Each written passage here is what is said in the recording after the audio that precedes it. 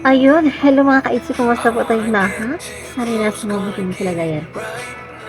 Ayan po mga ka-itzy, 10 months na po ang tambalang Ido and Biancy. So, parang kailan lang na umpisa natin silang napanood noong December 24 at maalala po natin yung time na yun ay nagdala po sila Kalingap Rab ng groceries, nakakarton at ang nag-unboxing po nun ay si Kalingap Ido.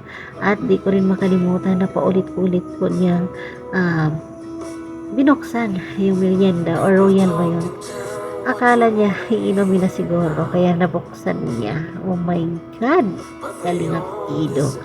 So yun na nga, mahaba-haba ng panahon ang pinagsamahan nila at syempre marami na ang nagbago kay Beyonce.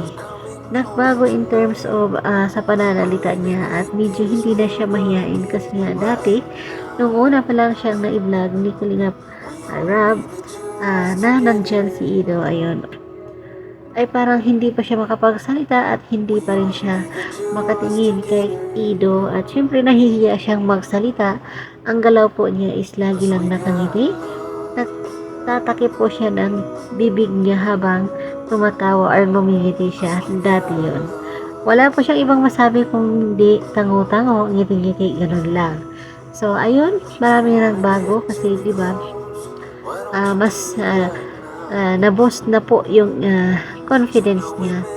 Dahil nga din po diyan at sinabi niya lagi na dahil po yan kay Kalingap Ido. So, ayun, marami nang nagbago at syempre, mas lalo siyang gumanda ngayon, mas lalo po siyang sumiksi at napakasimple pa rin, no?